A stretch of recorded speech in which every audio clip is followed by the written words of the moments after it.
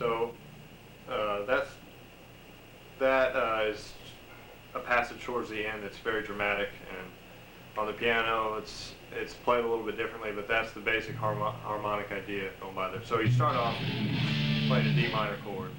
Then you use the technique I like to call sort of use it or lose it, where you use the middle finger of your picking hand to pick notes and that are a great distance away. So right here we just go through the octave. We're on the 10th fret on the 6th string. I'm using a 7-string guitar, by the way. So I'm on the 6th string right here, 10th fret. So you just hit the octave and pluck the octave with your middle finger there. So you go, then change position and hit the octave and the note above it again. So you go. The higher note in the octave always just plucked by the middle finger. So that's you think that's no big deal, but then try it. You take the next note in the octave, which is 22nd fret on the E string. There you go. So you go up and then go back down again.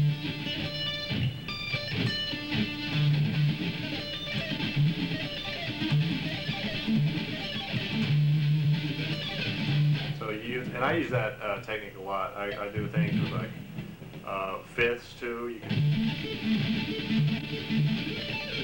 actually I sweep through those.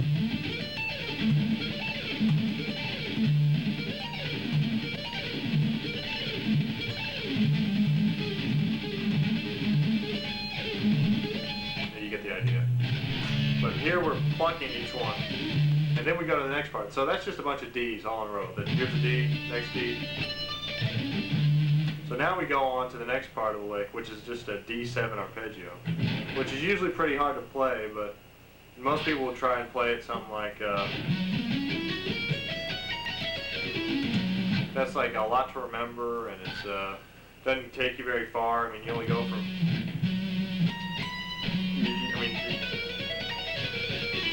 it doesn't take you the distance you need to go melodically. So here's a little technique I devised, and it starts on the D, and then you play this kind of wide stretch here, but you're going to be moving anyway. You're always going to be shifting on this. So you play your middle finger on the 14th fret. So that's just a major third apart. Now play 12, 15, 7, 17 on the A string. So this is 10, 6th string, 14, 6th string, 12, 15, 17 on the A string. So you have here. Now this note is not in the pattern, but these four are. And with this, since there are only 4 notes in the arpeggio, all you have to do is repeat the same shape an octave higher, and you can continue the lick. So that'll be 16 on the D string, 14, 17, 19 on the G string. So you're starting like this.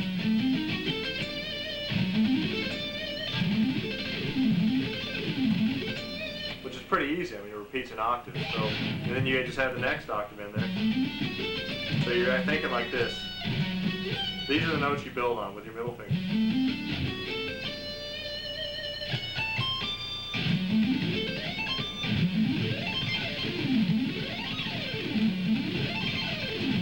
And that all, you'll notice that that's really smooth. That's almost like I'm not picking everything, but I am. So I'm using sweep picking. So you start on an upstroke right here. The D gets an upstroke. Down. Down on the first of the 4 note pattern. So down. 2 downs in a row. Down, down, up, down. And because you went down on the last one, this last note here, you can continue. You can go down again and continue the motion. Down, up, down, down, up, down, down, down. So you get 3 downstrokes in a row. And because there's an odd number of notes on 3 notes on this part of the pattern, that continues the motion. An odd number of notes continues the motion.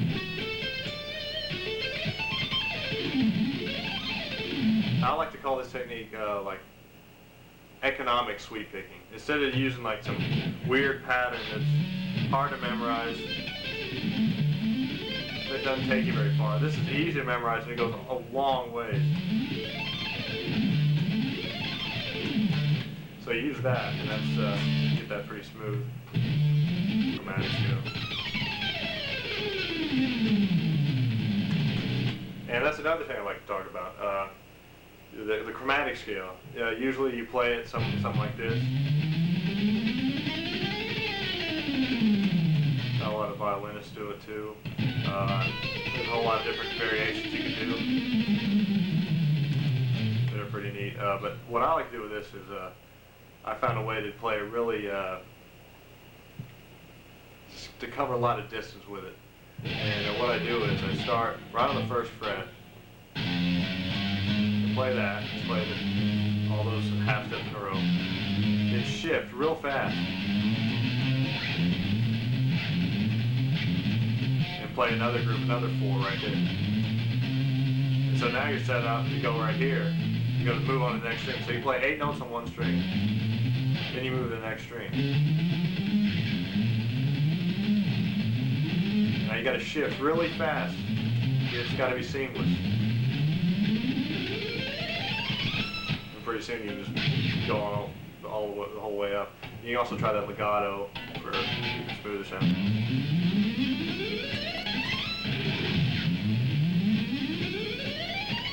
Now it's kind of hard to get your fingers to all fit in this space up here once you get way up here in the highest string.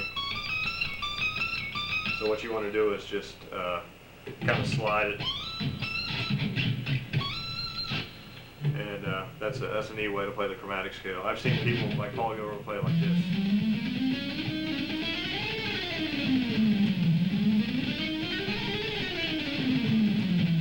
Which works pretty well, 3 note per string.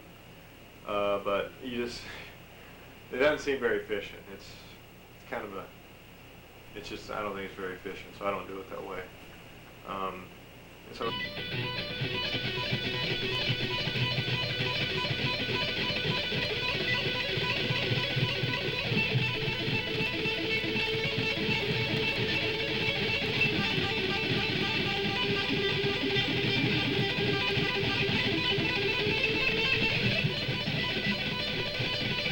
Kind of go nuts with that. That's another one of those kind of economic sweep picking things, where you go down, down. There's bar on the seventh fret on the B and E string, down, down. Then you come back up twice on the 10th fret on the E string, then on the 12th fret on the B string. Down, down.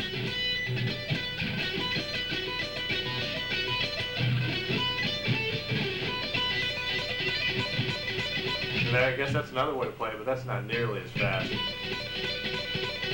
And that's kind of hard. So just play it like this.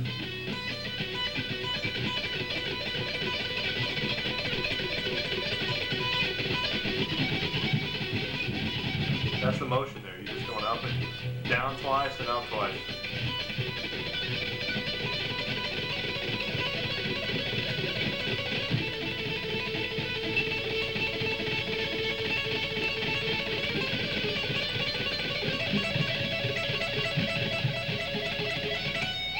So that's a real neat thing to do, is really fast.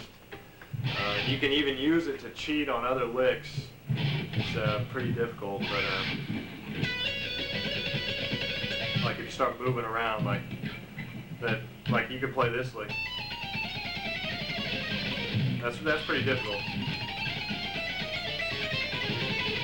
I can't even do it that fast, but if you take it like this, just take it. You have these other fingers here. Like if you play this way, you're only using 2 fingers. You have 4 fingers to use. So you play those other notes on the B string. Now, if we did it the normal way, the way when you don't think about it, that's kind of hard. Now, that's easy. You're just laying all your 4 fingers down in a row.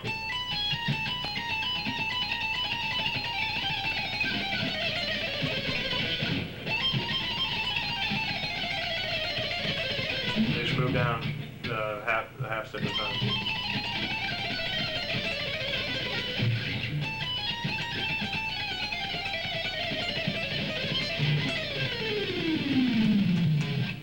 So that's a neat trick, neat little thing you can do for a different sound.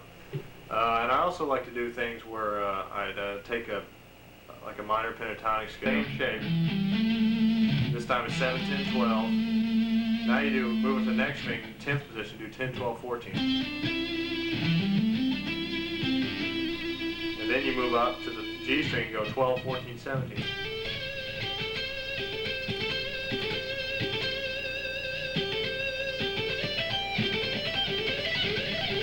Then move up to the B string and do 15, 17, 20.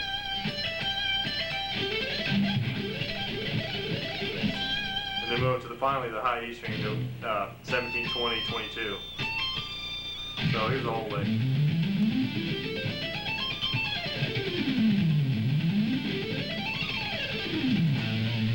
So to do that traditional way, I don't even know how to do it. You have to do something like that, and then come up here and do it.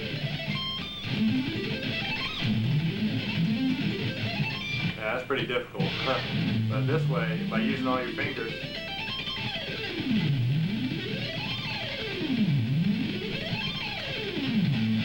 you get pretty smooth.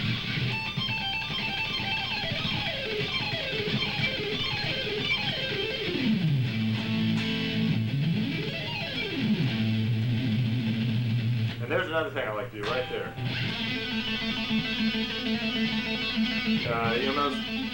You'll notice that remember this lick from the beginning of the Crossroads solo by Steve Vai. Except he does it real fast. And it's real hard to do when you only use 3 fingers, but if you get your middle finger in there, like that, let every other one hit me with the middle finger, it's pretty easy.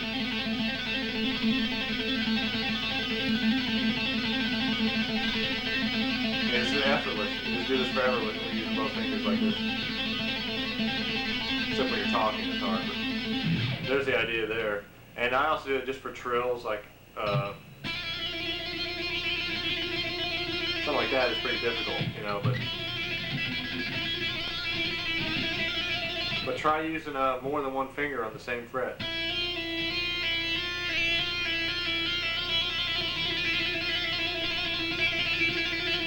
Get all your fingers in it. Now it's no problem, and you're fast as hell. And then you can try going to other strings.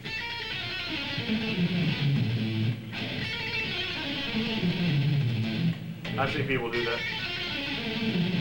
Now that's a pretty good way to do it, but I mean, if you just want to try something different.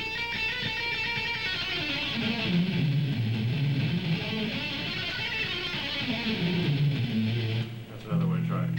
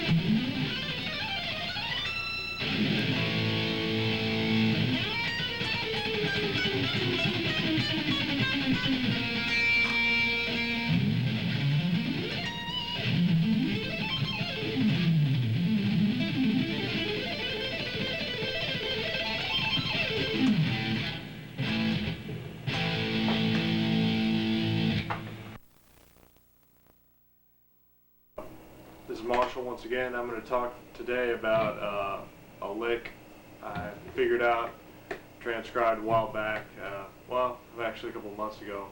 It's one of Chopin's etudes. It's his first etude, Opus 10 set, and it wasn't written first, but he arranged it first, probably because It's in C major, and he started off in that key signature, and then went around to all the others eventually. But he wanted to start one out in C major. Anyway, I'll play some of it. I'll play like the first few measures, and then we'll break it down, and I'll show you some of the technical ideas that are going on here.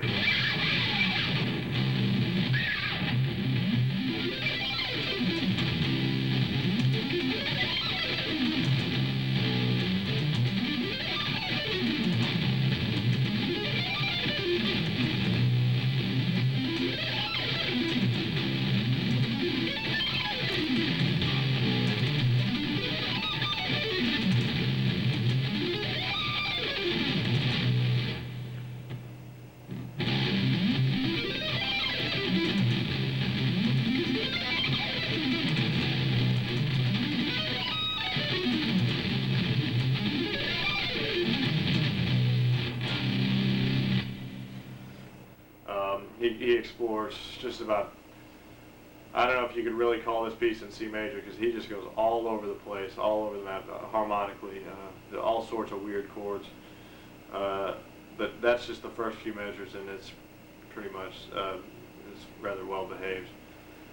Anyway, here's another lick that I really like. It's a piece by Franz Liszt called Reminiscences of Norma, or Norma, if you want to really get the pronunciation right. But anyway, he starts off, and this is a really big piece, an operatic fantasy piece that was written originally by Bellini. He came up with a melody here, and it goes something like this.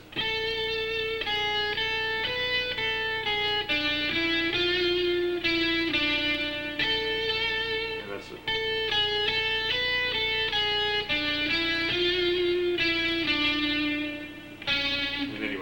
So that's a pretty famous melody. And anyway, this is towards the end of the piece, and he's playing some. It really gets crazy. He's in the right hand, and on the piano at least, he's doing all these arpeggios up and down, and it's following the sequence, and he's playing the melody. The melody shifts between the hands, so it sounds like you have three hands, because you have this melody going on, then you have this bass with all these chords going on, then you have these arpeggios going all the way up and down 4 octaves. But anyway, here's the arpeggios figured out. Now, the piece is in B major, but I did it I transcribed it in A major just to make it easier on the guitars. So you start off, so it's 12, 13, E, F, E, D, 12, 9, B, G sharp. Just repeat that down an octave. And then this changes right here. So he goes 7, 8, 7, 7, 8, 7, 9, 7, 4, 7, 2, 7.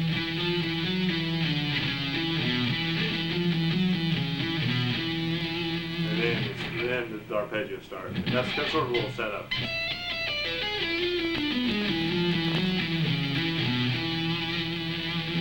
And I like to play this way.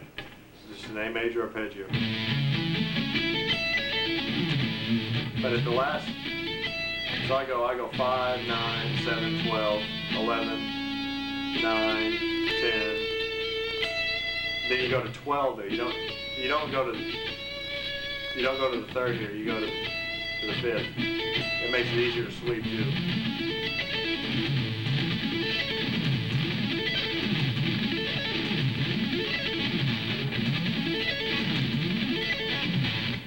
So there's that first arpeggio. Then he goes an octave. The Indian note's an octave higher. So this, you really have to do something different here to play it. And I do the 3-note per string skipping arpeggio. And it's 5, 9, 12, 12, 16, 19, 14, 18, 21, 17, 21, 24.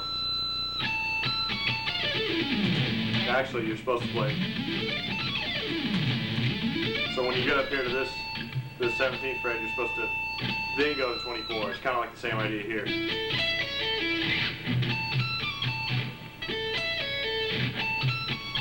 So you do that up there.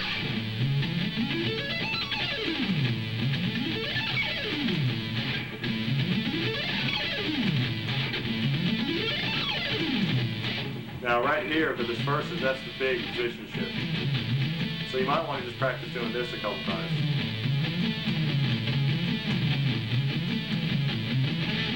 Just going up to this note, that's where the big shift is.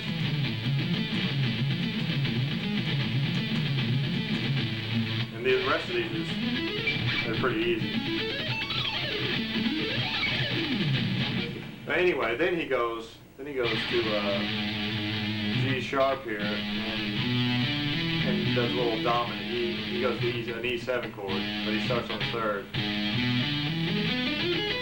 And there's one of my favorite economic sweep picking licks. So it's 4, 2, 5, 7, 6, 4, 7, 9. Then it's 9, 7, 10, 12. Actually, it's one of those again. You're supposed to skip this D right here.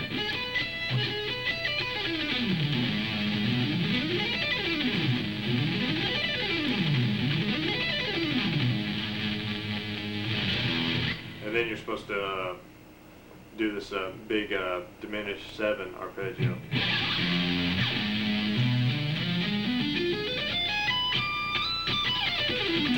So anyway, that one goes.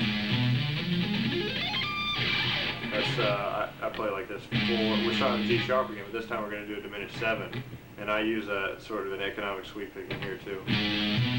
So we have that typical minor third. So it's 4, 7, 10. Then we go to 14 with your middle finger. You got to use your middle finger here. And you do 13, 11, 14, 17. Now there's the pattern of repeating octaves.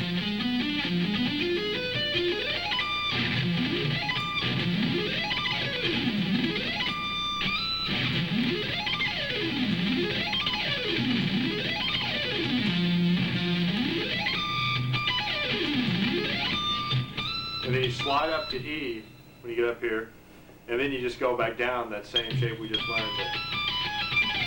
Go back down the E7 chord, but now we're way up here.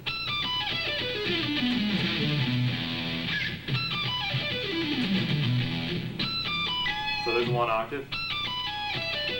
There's another one. There's another one. And for this last one here, I just go. We just kind of leave out this the G sharp here. It's more dramatic anyway with the fifth leaning back. So let's try that again. So.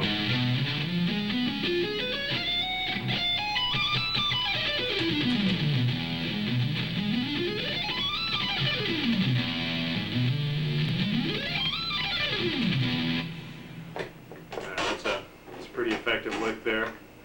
Now let's try the whole thing again up to tempo. Or slowly now. So we'll do.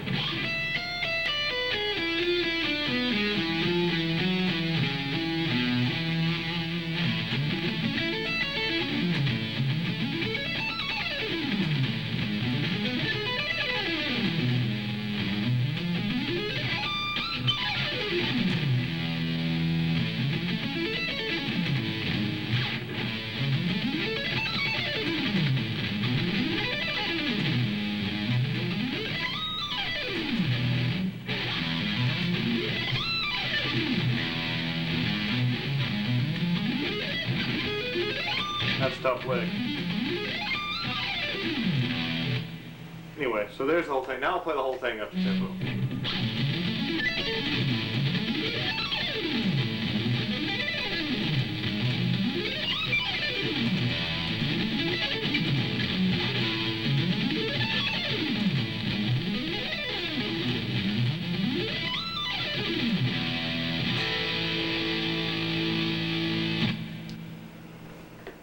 And now I'd like to talk about a sort of little way I've discovered of playing a bunch of notes really fast. And you can use this to do some weird cross rhythms too. It's kind of like where you use it or lose it, where you use these fingers, and but this time you do some different, a couple different things with it. so we're just picking here. But I mean, I thought of why not using some of these other fingers to do something. Well, I mean, they're just sitting there like dead weight. Why don't you use them to pick some other notes? So I have a lick with my band cramp, and we're just playing right here, chugging on it really fast. But then, you know, that's kind of boring. That's a boring lick. So why not play kind of a little melody over it?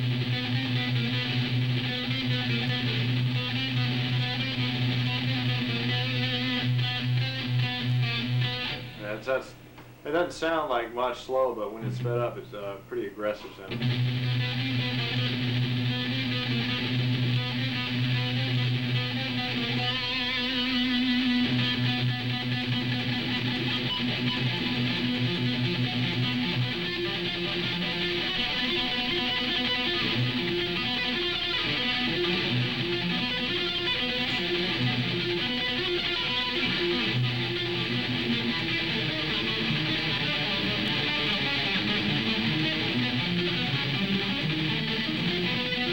Now that's another lick I like to use, but this time we use a third finger. It's sort of you're kind of doing this thing. You pick, then it's your ring finger, then your middle finger. Well, actually, it's a pick, ring, pick, middle. And I like to do a tritone here. Just follow it up and action.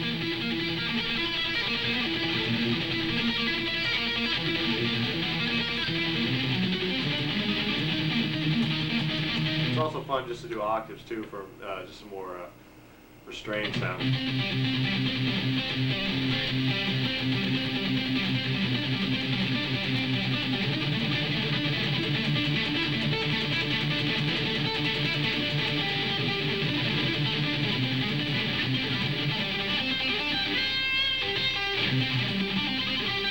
And then you start moving around all over the place.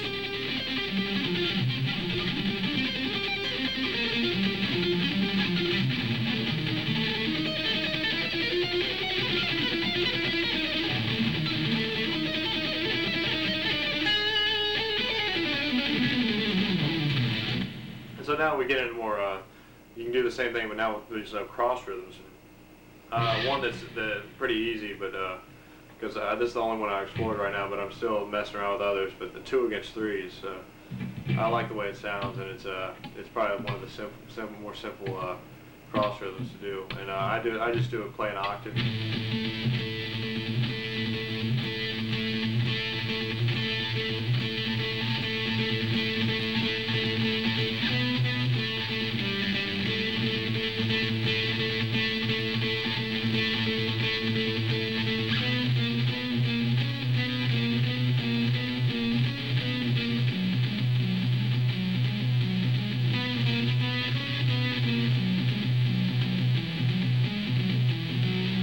So you kind of get that thing going, and it sounds, you know, it kind of has that triplet kind of, you know, that feel to it. But you're plucking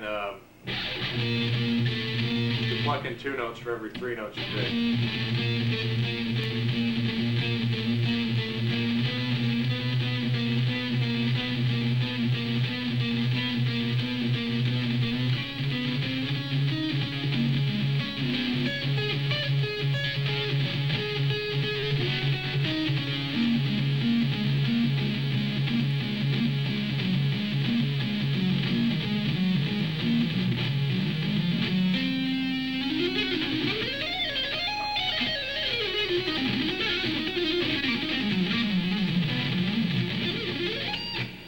So, but getting back to the thing, I kind of got off track there, but the other things you can do with your fingers in the pick, I was doing this the other day.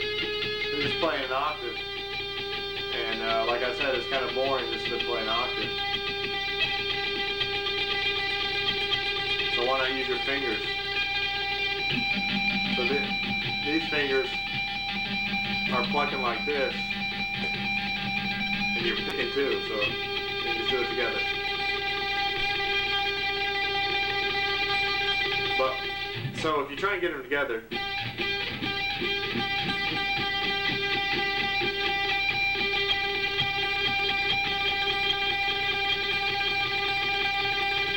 that sounds alright, but when you if you kind of get like kind of get a triplet going where you have it down, up, and then pluck, down, up, and pluck with the other finger. You can get like a tremendous amount of notes going by at once. So it sounds kind of like this.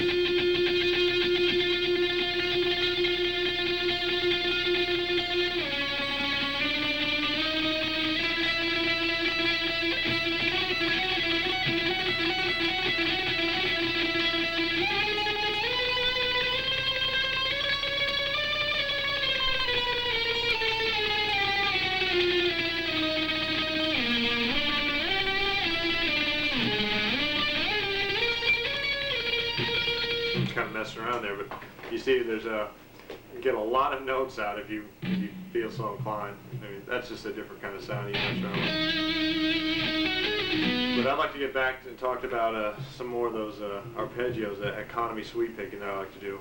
And here's some of the basic. This is the first shape I ever tried with it. It's just C, 6th string, 8th fret.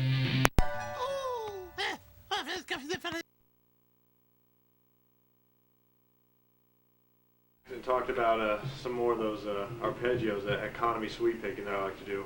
And here's some of the basic. This is the first shape I ever tried with it. It's just C, 6th string, 8th fret, then 7, 8th string, then 10, and 12.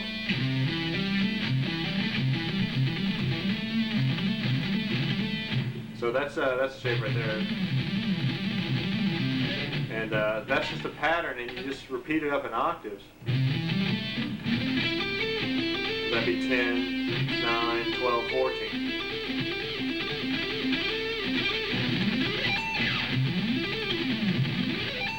And that's a pretty effective way of playing a C major 6 arpeggio.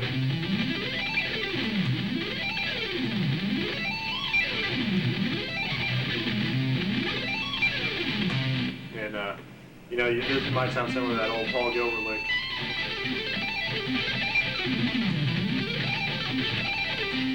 Where you do string skipping and just hammer-ons, but this is even smoother, and I think you're picking every note. You are. So it's one of those things where you get down, down, up, down, and because you have down on the last string there, you get 3 downstrokes in a row going. So you have a little A minor triad here. And you just go for it, you start on the next octave, do that again.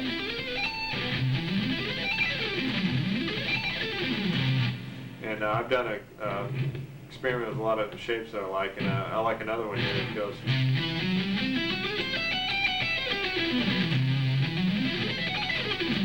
It's sort of a Lydian sound there. You got the flat 5 in there. So it's just C, the root, then 7, 9, 10. Repeat that up an octave.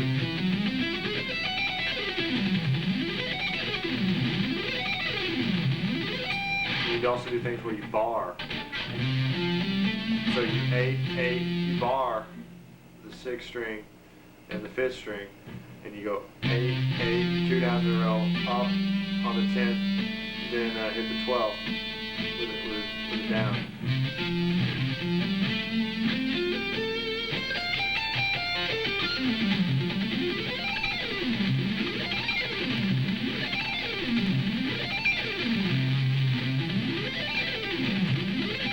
And then there's the old, I like to do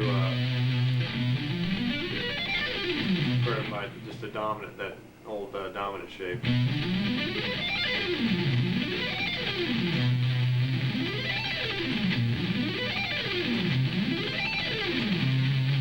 And then to get even crazy, you can try some shapes like this.